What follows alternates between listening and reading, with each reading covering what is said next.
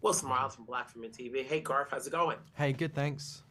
How are you? It's been a minute. How good does it feel to produce and write your own piece? Um, it feels surreal. You know what I mean? Like I feel very lucky. Like there's not loads of original sci-fi films happening right now, and so I feel like I kind of won the lottery. Yeah. From what I've read, there's a hybrid of a number of things that inspired you to write this.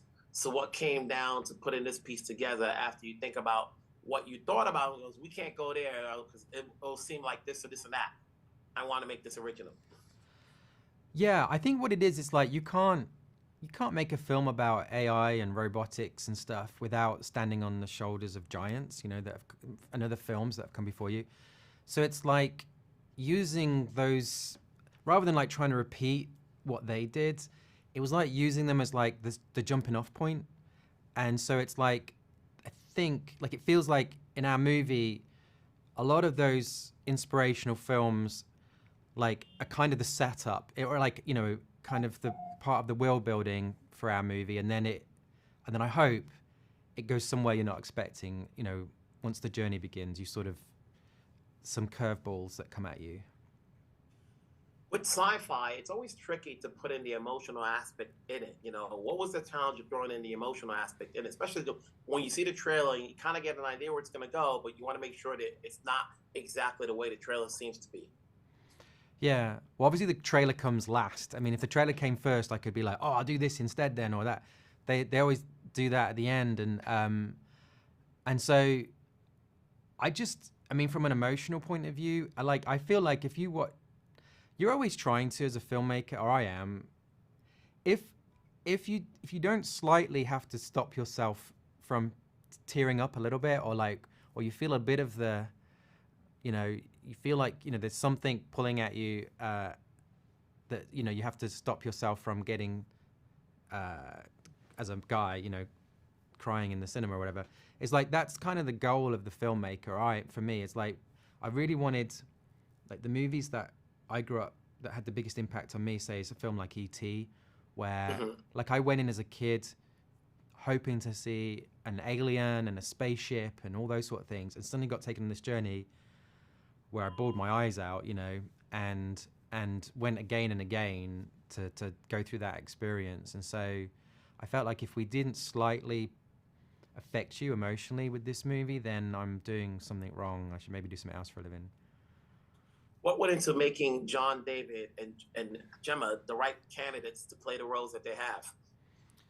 Well, I met John David during the pandemic, and I was really like, I'd written this film. You can't do anything else. I'd written this film kind of as myself in a way, because that's the only person I know, from inside.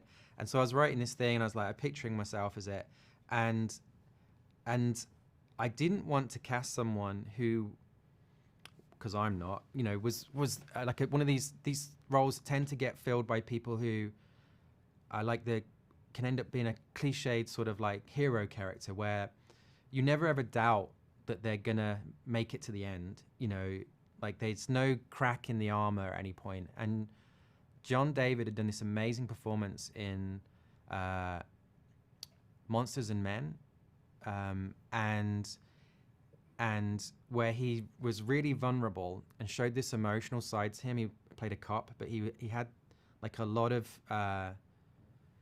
you felt for him, like you felt like this torn, like broken person in his soul that he was able to get across. And I really liked that idea for this, that he's not really a hero. He's not like someone you want to emulate. He's flawed. He's got problems, and in this journey, in a way, is maybe it won't fix him, but he's not necessarily equipped to succeed when we join him in the movie.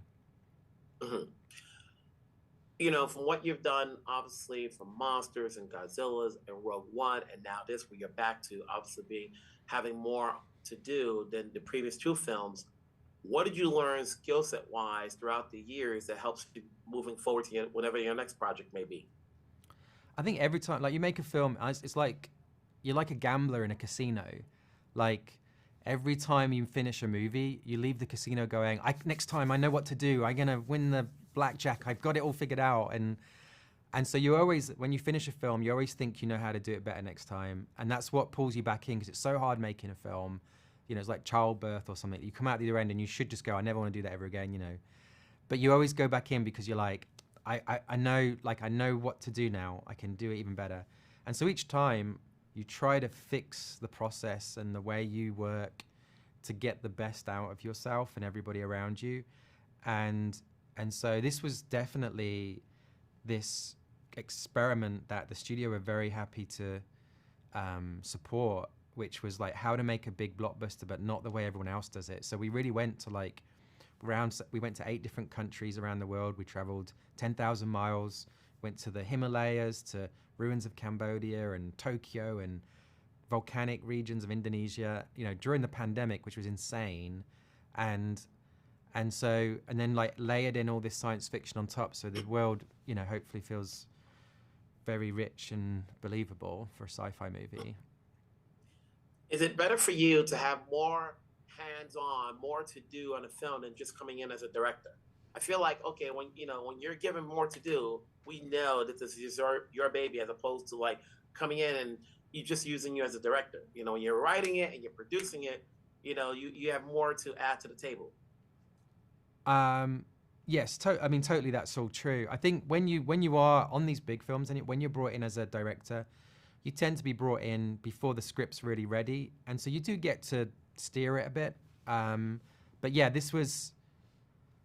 I really like the whole exercise here was to try and make a movie the way that in your head you feel like movies should be made. As part of the build up to this film, I went to visit this virtual reality studio to see if the technology was usable for this. And they essentially had a poster on the wall, which was like how a movie is made. It was all the different parts of the process. And I kind of looked at it. I was like, why do they have this poster up? It's so like, this is all obvious stuff. And the guy went, oh yeah, I can see you've noticed the poster. And I was like, yeah. And he goes, that's over 100 years old. And I was like, what? And you realize that we haven't changed the way we make a film in over a century. And it's this quite archaic approach. And with all these new technology, all these new cameras, all this everything, it's like there must be an easier, better, more creative way of doing this.